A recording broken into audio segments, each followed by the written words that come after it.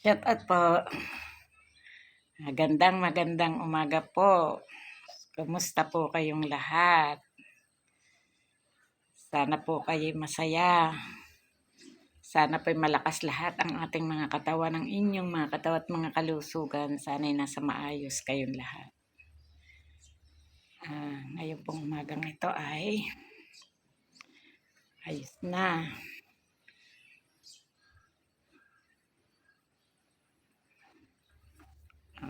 Yan na po. Maayos po.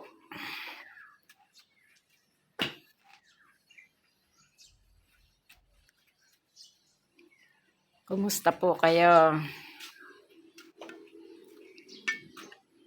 Yan po, inalis na po namin yung mga halaman dito sa baba ng aming hagdan. Sinabi ko sa anak ko ay alsin dahil hindi magandang tingnan masabit yung mga dumi-dumi. Kaya yan na lang po. Nandito. Tsaka inalis na po yung ibang halaman. Yan po. Yan na lang po. Aayusin pa po yan. Yan na po, doon na po binaba ang lahat ng aming halaman. Yan po. Yan po. Yan na po. Yan na po inilagay sa baba lahat. Ang halaman. Yan po. Ipinarada ng lahat dyan. Ang aming halaman po. Nasa baba na pong lahat. Nawala na po dito yung yan. Yan na po. Wala na po yung masukal.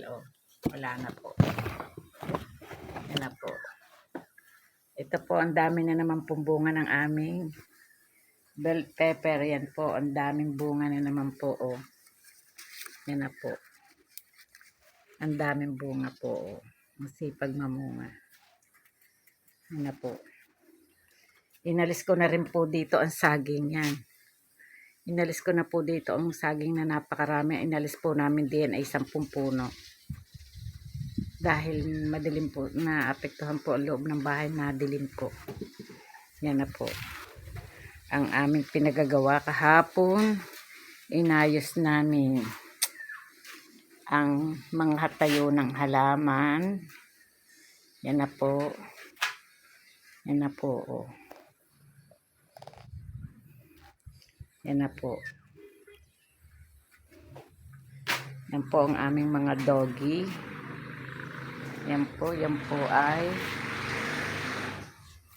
yan po yung pong maliliit pa, yung bagong anak yun. Yun po pa ang tatlo, yun po nasa labas, nasa kanilang kulungan. Yan po. Ang aming mga dog. Yan na po. Nakapag-exercise na po. Kaya sarap po ang pakaramdam pag nakakapag-exercise. Maano ang katawan. Masigla. Masigla po ang katawan pag nakakapag-exercise.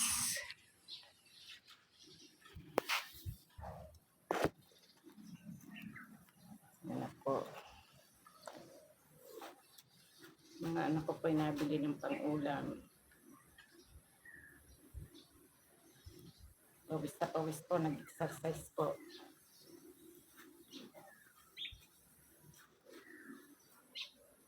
Dati po, nananakit po itong mga ganito ko. Hindi maitaas to. Dahil syempre po, tanong kabataan ay baldang-balda sa trabaho. Sakit. Hindi mo ikawan. Ngayon po ay hindi na. Matagal na po. Nawala po.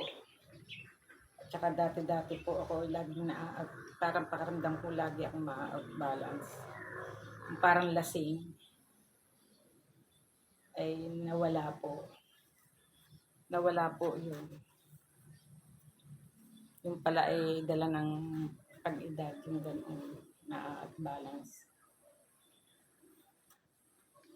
Kaya nagpapasalamat po ako at ako'y natutunan ko mag-exercise. Kaya malaki pong tulong sa katawan. Kaya kahit po sa bahay lang, kahit hindi po tayo sumali sa mga yugyugan, sa mga sayawan, sa mga nag-aano, tawag doon, ay dito lang sa bahay pwede naman natin magawa.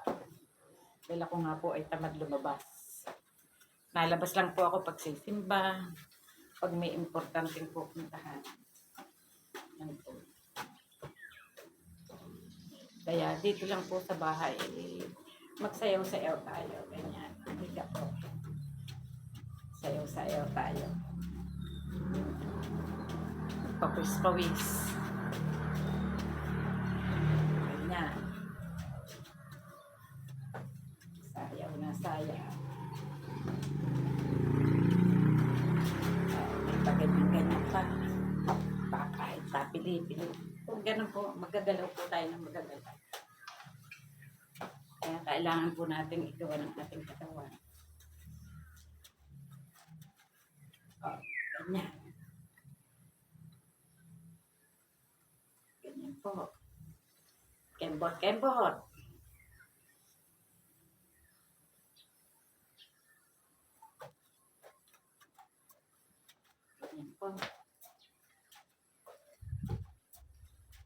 Kung hindi po natin kaya, may mga simple naman pong pamamaraan. Yung kung ano po ang kaya ng ating katawan. Kaya ko po nagagawa yung medyo mahirap-hirap. Ay sanay na po ako sa pag-exercise. Kaya ko pa rin po magganito.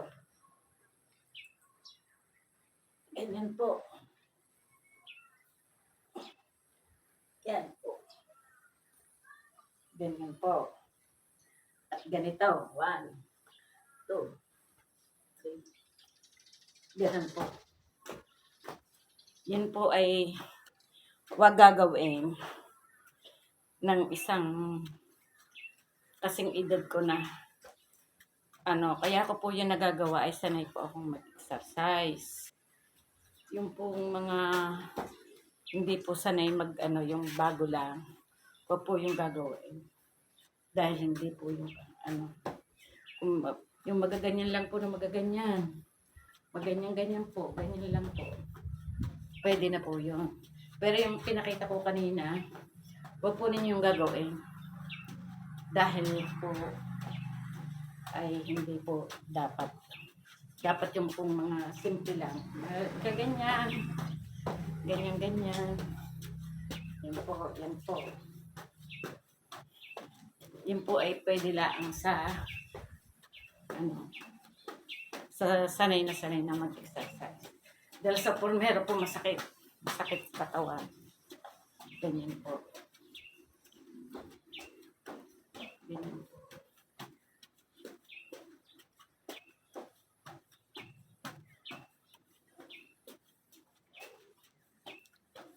Ganyan po. Masarap po ang mag-exercise, lalo na pag pinapawisan.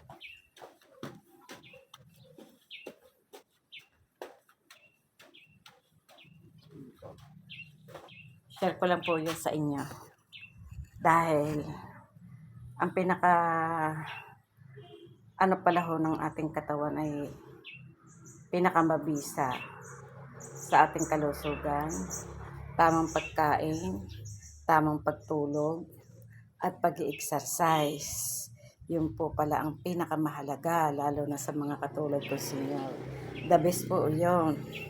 Yun po natutunan ko kay Dr. Reyes. Napaka-importante po daw po yun.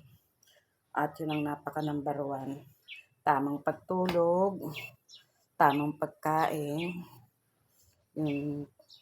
at saka exercise. At inom ng maraming tubig. Opo. Ako po ay nakakamahigit pa po akong 8 basong tubig ngayon. Dati hindi po ako nag-iinom. Ngayon po ay